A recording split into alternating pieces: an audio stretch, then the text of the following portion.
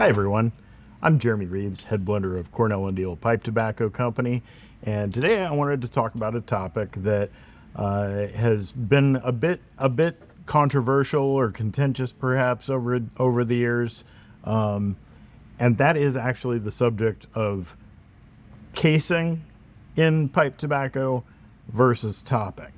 And so we've touched on this in the past a bit, but I wanted to get a little more into the weeds, if you will, about some of the differences that there are and the way that we think of things on the industry side versus the way that it's commonly considered on the collector and hobbyist side. Kind of add some clarification. So I'm starting with casing, and in front of me I've got some examples of pipe tobaccos that we produce that have a casing applied. So starting off here with Burley Flake number 5, it's a classic Burley blend that has a very old school casing applied to it, molasses, a little bit of anisette, and some rum. And the reason that these things are used is not really to impart a whole lot of added flavor onto the Burley. It's actually to sort of help address some of the pH issues that can come from darker and more robust Burley, because Burley's chemistry leans alkaline, and so you get sort of some rough edges that can really be smoothed out by bringing pH down rather into the more acidic or neutral range, and so using neutral or slightly acidic things there can help with this. Anise and rum and cocoa and things of this nature really work well with the existing flavor profile that Burley brings to bear.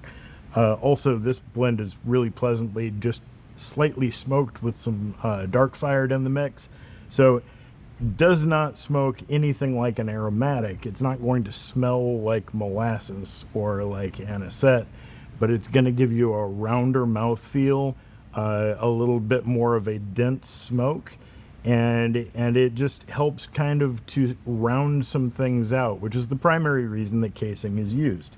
Another example of what can be a casing with Derringer. So this is an all Virginia blend, equal parts bright and red, half of each of these components being stoved, the other half being unstoved. And then when we put it together, we use a little bit of vodka as a carrier. We have some dark brown sugar in the mix and just a touch of orange oil. Now, again, this doesn't smoke like an orange aromatic. There's not a lot of this flavor used. It's actually real extract, orange oil, from the peel of the orange. What this actually does is helps to accentuate the natural sweetness and the natural citric note that these Virginias already have. And we use in lots of other ways these exact same components without that kind of casing added. So another thing that is different maybe for C&D than a lot of other manufacturers over the years is that when we use a casing, it's intended to work with that specific mix, that specific blend. Another casing that is commonly used and has been for a long time in tobacco is honey. Now, a little bit of honey used on its own, basically without a carrier, is not going to come across tasting like honey. It's not going to come across smelling like honey. This is not something that is designed to be noticed, and that's sort of the crux of all of this with casing. If you're using flavorants, they're to work with the tobacco, and the other ingredients in the casing are usually there for reasons other than flavor enhancement. They're typically there for just chemistry, whether it is to be a preservative or whether it is to address a pH one way or another.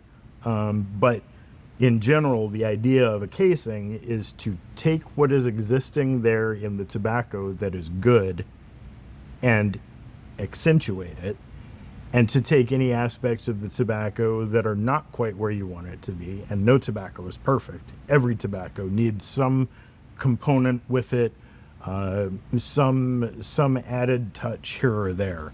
And so the idea with the casing is basically to help you achieve the best result possible with that leaf without being showy about it. Last, we've got Repose. Now, Repose is a cube cut Burley blend with some Turkish added, and then just rum as the casing along with the preservatives. Preservatives, flavorless, odorless, food grade, and then rum. And we're not talking about a lot of rum. A little bit of rum on Burley and Turkish is not going to come across like tasting like rum or smelling like rum in the room note. But what it does do is it takes the oils that are present in that Oriental and helps to spread them around to the other tobaccos in the mix. And so examples like this sort of touch on the goal of what casing is. Casing is to accentuate what is already there. And as a geeky sort of visual, I chose this shirt to talk about casing because I've worn the hell out of this shirt, but it's an understated shirt. All of the detail is just from me wearing it, and it accentuates the way I've worn it. It's fitted to me. That's the idea of a casing. Now, moving on to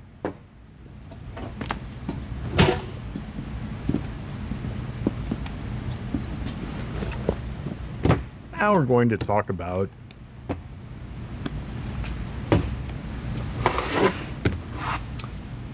toppings.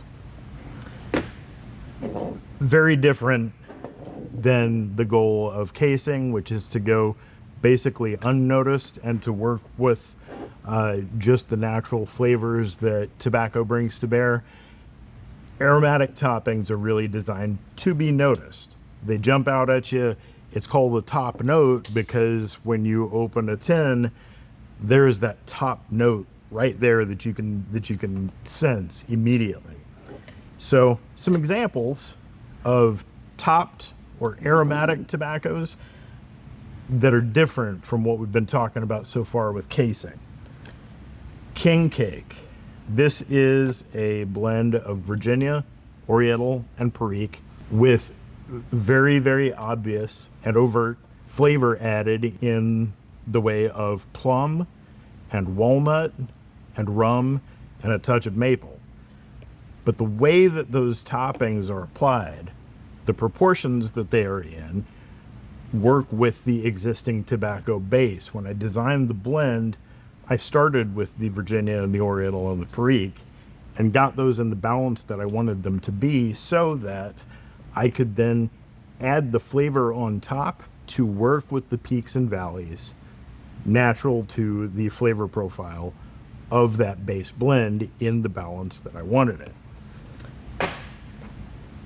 A blend that is more like what a lot of people immediately think of when they think of an aromatic. Green River Vanilla is an all black Cavendish with a heavy dose of vanilla added to it. It is very mononote. It is all one tobacco, and the whole point of it is that it brings across this flavor of vanilla. Now we use this in blending in C&D, but we use it as an ingredient in lots of other blends. And so while presenting this as a blend that people might buy and smoke straight in bulk or in a 2-ounce tin, we also offer it because it works really well as a blending component for home blenders who are interested to add a subtle sweet note to another blend, because you can add just a tiny amount and get just a touch of that vanilla. Next, we've got Brigadier. Brigadier is an aromatic English crossover. So it's a blend of cube cut Burley and some Virginia and a touch of Perique and some Latakia. And then in that mix, just beautifully, I think, you've got a touch of sort of apricot that comes through, and it's nestled right in there. The balance is proper. The way that the tobaccos come together was important to have first, so that we could find just the right proportion of that apricot flavor to nestle right in there. But it's working with the existing flavors, but it's adding a new element is basically the idea of a topping. Lastly, as an example, I've got Granby Station. Granby Station is a blend of Virginia and Burley and a touch of Black Cavendish. And then it's got Applejack, which is just whiskey made from apples, which on its own, if we added it in a small amount, wouldn't really come across in the taste. It would just have that alcohol note and the effects that alcohol can have of absorbing, dissolving flavors and oils from one thing and sharing it across the other components in the blend. But that Applejack comes through because we add just a touch of vanilla with it. So Applejack, being a whiskey and going into a barrel after the distillation process, has that oak sort of note, and adding a little bit of vanilla behind it actually brings more of the flavor of the whiskey into play and accentuates that. So it works really nicely with the mix, but it's not in spite of. It's not in spite of the tobacco. And in general, I'm really happy with the way that we think about toppings in blends at C&D, because we want the tobacco to sing first. Now, I realize that Green River Vanilla is an example of something that's sort of different from that. And some people are just looking for a flavor carrier. That's what they want in their tobacco, or that's what they're in the mood for at the time anyway. But in general, our approach to aromatics is that we want it to be tobacco focused, and the aromatic flavor works with and accentuates the existing good quality tobacco that we're using. A couple of other examples that I would be remiss if I didn't mention in a conversation about topping versus casing is we just released Midnight Orchard, which was the first true aromatic in the small batch line, and it's fun working with sort of food flavors and candy flavors and other things, and working with really high quality tobacco and putting something together that is special, but that sort of tells a broader story than tobacco could on its own. Alternatively, in the casing, we talked about honey on interlude, added in a small amount with no carrier. Sun Bear is a little different approach to adding that honey. We actually go to some trouble to use proper carriers that, just as I was talking about with the vanilla and the Applejack, things that will really amplify and accentuate the natural flavors of the special honeys that we're using. So that honey actually does make an impact on the flavor, but it's because we're using other things besides just adding honey. So there are ways where you sort of slosh over the edges, whether you're talking about casing or whether you're talking about topping. But the goal of a casing is to fly under the radar. The goal of a topping is to be right up on top and part of the mix. So I hope I've clarified some things. Maybe it'll be a fun argument down in the comments section, I don't know. But I hope to hear your guys' thoughts, and we'll see you next time.